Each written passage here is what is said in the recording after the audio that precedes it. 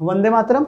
आज हम स्टार्ट कर रहे हैं बायो का कुछ इंपॉर्टेंट क्वेश्चन के बारे में, ठीक है।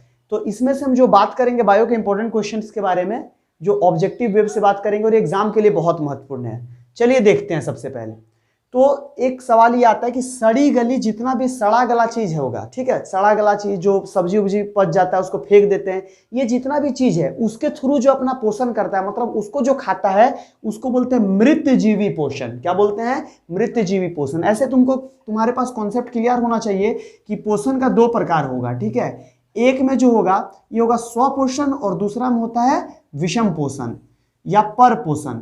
स्वपोषण या पर पोषण, इसी को बोलते हैं विषम पोषण। अब सवाल देखो कैसे पूछ लेगा।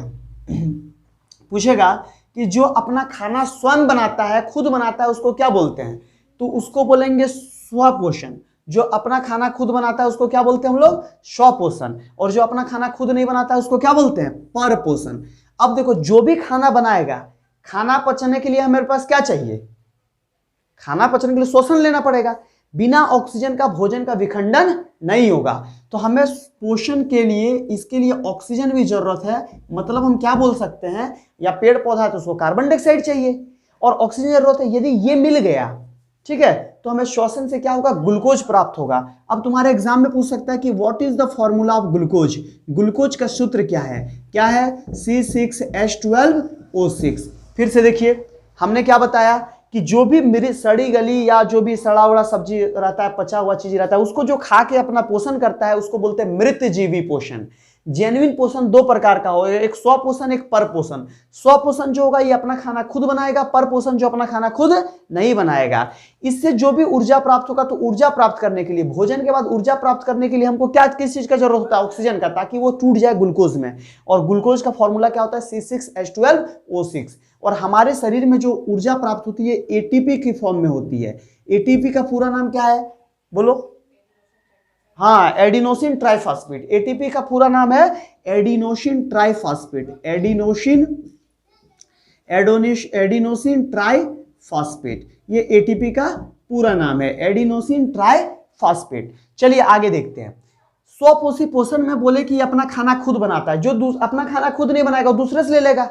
अरे तुम्हारे पास जब अपना पैसा नहीं रहेगा दूसरे से ही लोगे ना, स्वाभाविक तौर पे। तो जो अपना खाना खुद नहीं बनाएगा वो दूसरे से लेगा। तो क्या करता है कि स्वपोषी नहीं, विषम पोषी क्या करता है? ये स्वयं पोषी से अपना खाना लेता है। मतलब हम लोग अपना एग्जाम्पल लें, हम लोग जो जो खाते हैं, जैसे कुछ एग्जाम्पल बताओ। सुबह उठते ही हम लोग क्या खाते हैं? नाश्ता करते हैं। क्या नाश्ता करते हैं? बोलो। रोटी भुजिया। तो बताइए रोटी कहाँ से मिला? गेहूं से। गेहूं कहाँ से मिला? पौधा से। और आलू कहाँ से मिला? ये भी पौधा है, सब्जी है। इसका मतलब हमको क्या समझ में आता है कि हम अपने से कुछ नहीं कर रहे हैं, दूसरे पे निर्भर रहे हैं, डायरेक्टली और इनडायरेक्टली। मतलब या तो हम लोग पादप पे निर्भर हैं, पेड़ पौधा पे निर्भर हैं, या तो हम लोग जीव जंतु पे निर्भर हैं। कोई दिक्कत यहां तक? तो हम कैसे पोषण हो गए? विषम पोषी पोषण के थ्रू अपना आहार प्राप्त करते हैं। लेकिन जो स्वयं पोषी के थ्रू करेगा, जैसे पेड़ पौधा, तो ये लोग अपना खाना कैसे बनाएगा? तो पेड़ में क्लोरोफिल पाया जाता है। पेड़ की पत्तियों में क्या पाया जाता है? क्लोरोफिल। और सूर्य के प्रकाश की उपस्थिति में, ये चैप्टर हम तुम लोगों को पहले पढ़ा दिए हैं, अब सिर्फ ऑब्जेक्टिव बता रहे हैं। समझ में आ रहा है? इसलिए ध्यान से समझना। चैप्टर तो पढ़ा चुके हैं ना?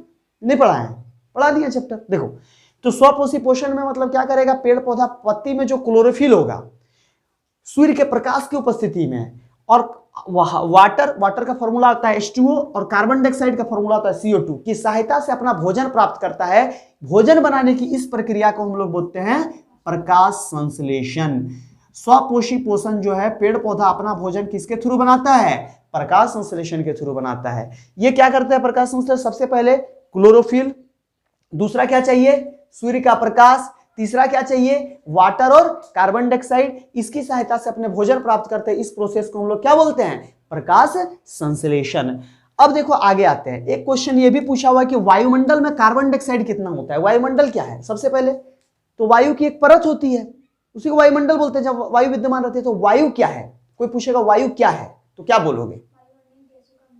हाँ, वायु एक पदार्थ है जो कई गैसों का मिश्रण है, जिसमें जलवाष्प, धूलकण आदि भी पाए जाते हैं। अच्छा, वायु में सबसे ज्यादा गैस कौन सा पाया जाता है? नाइट्रोजन। सबसे ज्यादा मात्रा पूछ लिया तो नाइट्रोजन। और पूछेगा कार्बन डाइऑक्साइड की मात्रा, जो पूछा था एग्जाम में, तो ये होगा 0.03%। 0.03% कार्बन डाइऑक्साइड कितना पाया जाता है वायुमंडल में? 0.03%। आगे बढ़ते हैं। अमीबा अपना भोजन कैसे करता है? तो अमीबा के बारे में पूरा फिगर बना बना ड्रॉ करके दिखाए थे कि अमीबा अपना भोजन जो भी करता है ये कूटपाद की सहायता से करता है। किसकी सहायता से?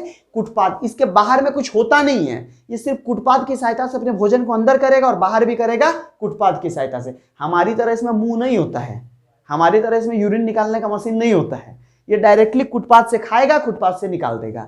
और इसके अंदर में बोले थे कि कुछ होना चाहिए, क्या? पानी जैसा द्रव होता है, नहीं होगा तो क्या होगा? फट जाएगा, फेचक जाएगा, बताए थे ना। तो फेचक जाएगा, दिक्कत हो जाएगा। तो उसमें पानी जैसा एक पदार्थ होता है और उसी को बोलते हैं खाद्य रसधानी। तो क्वेश्चन पूछ लेगा कि अमीबा में भोजन पचता कहाँ पे है? तो खाद्य रसधानी में। और अमीबा में भोजन पोषण जो होता है किसके थ्रू होता है? तो कूटपाद के थ्रू होता है। फिर से कोई दिक्कत यहां तक? बोलो तुम लोग, अमीबा में जो पोषण होता है वो किसके थ्रू होता है और पचता किसके थ्रू है? खाद्य रसधानी के। ग्रासनी जो है ये ग्रास नली से जुड़ा होता है, इसको निगल द्वार कहते हैं। ठीक है, हम जब पढ़ाएंगे, तुम लोग को पढ़ा चुके हैं, जो भी सिस्टम है सांस लेने का इंसान के अंदर, ठीक है, रेस्पिरेटरी सिस्टम, श्वसन तंत्र या श्वसन तंत्रिका, उसके बारे में जब पढ़ाएंगे तो इसको डिटेल में बात करेंगे। आगे देखते हैं, ग्रहणी का मुख्य द्वार जो होता है ये छोटी आंत कहलाता है। क्या कहलाता है? छोटी आंत। यहां तक कोई कंफ्यूजन? कोशिका ऊर्जा कहां से प्राप्त करती है? तो देखो, जब हम लोग खाते हैं तो हमको ग्लूकोज मिलता है, तो जब तक भोजन नहीं मिलेगा ऊर्जा नहीं मिलेगा। तो कोशिका का जो ऊर्जा प्राप्त करती है ग्लूकोज से पड़ती है। और जो विखंडन होता है भोजन का, ये किसकी सहायता से? श्वसन की सहायता से, स्पेशली हमारे अंदर ऑक्सीजन की सहायता से होता है। आगे एक क्वेश्चन ये भी पूछा है बार बार कि बताइए कोशिका का ऊर्जा ग्रह किसको बोलते हैं, ऊर्जा गृह किसको बोलते हैं, ऊर्जा घर किसको बोलते हैं, या पावर हाउस किसको बोलते हैं? तो हम लोग बोलेंगे माइटोकॉन्ड्रिया। क्या बोलेंगे? माइटोकॉन्ड्रिया। फिर से बोलो, ऊर्जाघर, ऊर्जाघर, ऊर्जाघर, प्यार से बोलो, ऊर्जाघर। याद हो गया? भूलिएगा नहीं ना, एग्जाम में गलती नहीं कीजिएगा। ठीक है, आगे देखिए, प्रोटीन। हमारे कोशिका को प्रोटीन कहां से मिलता है? कभी कभी देखो, माइटोकॉन्ड्रिया के अलावा भी हमारे यहाँ पे जो प्रोटीन मिलता है ये राइबोसोम से मिलता है। कहां से मिलता है? और कल बताए थे राइबोसोम का आकार कैसा होता है?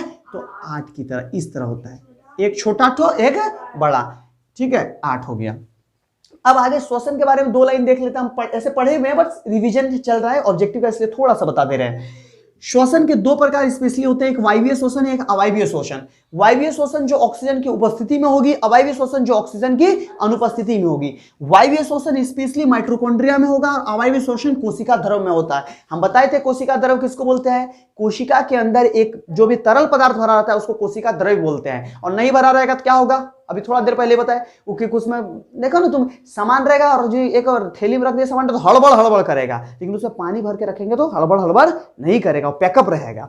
उसके अलावा बताए थे कि कोशिका को इंग्लिश से क्या बोलते हैं?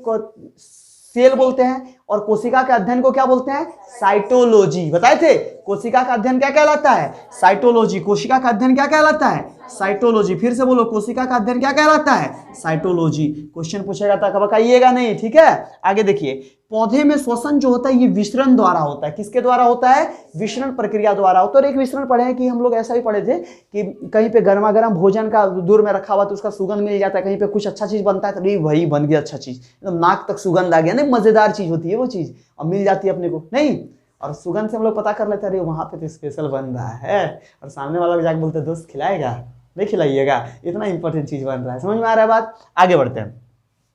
मनुष्य में ट्रेकिया होता है। ट्रेकिया वर्ड का मीनिंग हमने तुमको समझाया था। ट्रेकिया वर्ड क्या होता है? कि श्वसन की एक विधि है, ठीक है, श्वसन की एक विधि है। तो मनुष्य में जो ट्रेकिया होता, मतलब ट्रेकिया वर्ड का ऐसा भी डिफाइन हम लोग कर सकते हैं जो ग्रास नली के थ्रू सांस लेता है, मतलब जो नली के थ्रू एक श्वसन तंत्र के थ्रू सांस लेता है उसको ट्रेकिया वहां पे पाया जाता है। मनुष्य में भी ये पाया जाता है, मनुष्य की उपास्थि के बने अपूर्ण वलय में पाया जाता है। और वलय आया तो एक चीज तुम लोग को यहाँ बता देते हैं कि जो पौधा, पेड़ पौधा का एज का पता चलता है, पेड़ पौधा कितना उम्र हो रहा है, नहीं बोलते हैं कि ये पेड़ तो 1000 साल पुराना था, ये जो लकड़ी है 100 साल पुराना है, ऐसा कैसे बोल सकते हैं बिना उसको देखे, बिना उसको जाने? तो इसका एक तरीका है जिसको हम लोग बोलते हैं परवलय विधि। परवलय विधि। देखना, कभी लकड़ी कटा हुआ कहीं पे देखिए? अरे लकड़ी कटा रहे तो आगे से करिया सही आ जाता है कुछ, फिर कुछ देर के बाद काटना फिर करिया आता है तो काला काला तो वलय बन जाता है। क्या बन जाता है? वलय। जैसे देखना, हम लोग के अंदर क्या होता है, पेड़ की बड़ी खासियत है, पेड़ जब बड़ा होता है ना तो जैसे देखो, पेड़ मान लो इस तरह कहीं पे, ठीक है, इतना बड़ा मान लो है पेड़, तो तुम यहाँ पे एक कील ठोक देना, अरे कील मैंने काटी, यहाँ को ठोक देना, तो पेड़ जब बड़ा होगा ना तो कांटी तो इतने ऊपर रहेगा, कांटी तो लेके बड़ा नहीं होगा। समझ में आ रहा है? मतलब ये वलय वाइज बड़ा होता है, परवलय वाइज। लेकिन हम लोग में क्या होता है, तुम किसी बच्चा को मार देना, माथा ठुम फोड़ देना, तो शुरू में इतना बड़ा था, फुटल था माथा ठुम, तो इतना बड़ा होगा तो माथा ठुम ही फुटल रहेगा, उसका गोड़ तुम फुटल नहीं रहेगा। लेकिन पेड़ में ऐसा नहीं है। तो पेड़ का उम्र कैसे डिसाइड करते हैं? परवलय विधि से। श्वसन की क्रिया में खाद्य पदार्थ का जो होता है, ये क्या होता है? विखंडन होता है। क्या होता है? विखंडन होता है, बताए थे। अब देखो, सांस लेने और छोड़ने की क्रिया मनुष्य में जो कहलाती है, बोलते हैं श्वासोच्छ्वास। श्वासोच्छ्वास, इसमें जनरली हम ऑक्सीजन सांस लेते हैं और क्या छोड़ते हैं? कार्बन डाइऑक्साइड छोड़ते हैं। सिंपल सा लॉजिक था, कोई रॉकेट साइंस नहीं है। नाउ पायरुवेट जो है ये लैक्टिक अम्ल में बदलता है। पायरुवेट किस में बदलता है? क्वेश्चन पूछ लेगा, लैक्टिक अम्ल किस चीज से मिलता है? ऑप्शन में पायरुवेट रहेगा। पायरुवेट किस में बदलता है? लैक्टिक अम्ल में बदलता है। रंध्र का देखो, रंध्र क्या होता है? तो पत्ता देखिए, पत्ता में बहुत सारा छोटा छोटा छेद होता है, उस छेद उसको हम लोग बोलते हैं रंध्र या स्टोमेटा।